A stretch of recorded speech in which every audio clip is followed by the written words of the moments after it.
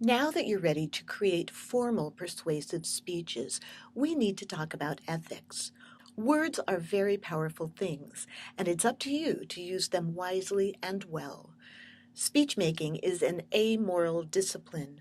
The word amoral means without an assigned set of morals, so it can be used for both good reasons and bad reasons. You, the speech maker, are the person who assigns a set of morals to it. When we talk about ethics, we are talking about standards of right and wrong. While certainly we may all have individual ethics that vary depending on the topic, there are some things that are considered standard in society. Because of the power of speech making and language, when you're speaking to a group of people, you must consider those standards. It's entirely possible for a person to be a very good speaker, but a very bad human being. Look at Hitler. He was an amazing speaker who mesmerized crowds with his oratory, but caused a world war that ultimately killed millions of people. I don't know that you would ever be in that position. But what if you took the things you learned in this class and used them to call little old ladies on the phone and convince them to give you the PIN numbers to their bank accounts so that you could steal them blind? Your goal in this class is to be both an effective speaker and an ethical one. So how do you do that? Here are some guidelines to help you be an ethical speaker. First, make sure the goal of your speech is ethical.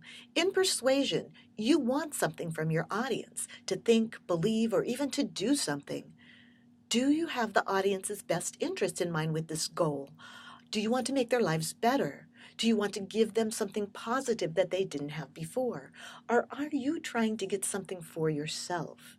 Will the audience truly be better for making this change? You really need to think about these things. Second, make sure you are fully prepared for the speech. Yes, that means that waiting till the last minute and doing a crappy job is unethical. We all suffer if you are unprepared. Give yourself enough time to research, organize, and practice your speech. Third, do your best to give us good information from reliable sources. Don't manipulate or coerce us into believing you. Don't leave things out if they don't support your thesis. You need to address the opposition. That's part of what makes a good persuasive speaker. And finally, in persuasion, there's always another side of the issue. Do not treat that side poorly. Avoid things like name-calling, labeling, or abusive language. Yes, it's common out in the world to call the people who disagree with you names and put them down. That doesn't mean it's ethical. Don't do it. And of course, plagiarism is definitely unethical. Anytime you present someone else's words or even their ideas in a way that leads your audience to believe that they're your words or ideas, you are guilty of plagiarism. Most people are familiar with global plagiarism, which is taking an entire document, either a paper, a speech, or even a magazine article that was written by someone else, and giving the impression that you wrote it. But there are other forms of plagiarism, which some of you might have inadvertently committed. Patchwork plagiarism, for instance, is taking paragraphs from 2 or 3 sources and linking them together with your own sentences. And yes, it's still plagiarism. Even failing to cite individual sources when you're giving your speech is something called incremental plagiarism. Now, make sure that you read the plagiarism chapter in the textbook. It goes into depth on the topic and gives you ways to avoid plagiarism. And take the plagiarism quiz as well. But above all, make a commitment to avoid plagiarism. It will help you, not only in this class, but in the rest of your academic life and career. But speech makers aren't the only ones who have to be ethical. As an audience member, you must also listen ethically. Listeners have similar ethical obligations in the speech-making situation. Here are some guidelines to help you when you're listening to speakers. First, you have an ethical obligation to pay attention. I don't know if you realize that, but you do. If you're also speaking on that same day, you might be tempted to look over your notes instead of listen, but that's not only unethical, it's rude.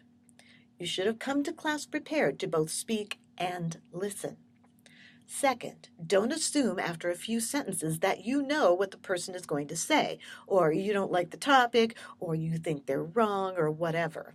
I'm not saying that you should just believe everything you hear, but you need to listen with an open mind. You can always reflect back on it later and maybe decide that that person didn't have enough evidence, or maybe it will encourage you to do your own research on that topic just to make sure. But don't stop listening just because you don't like what you're hearing.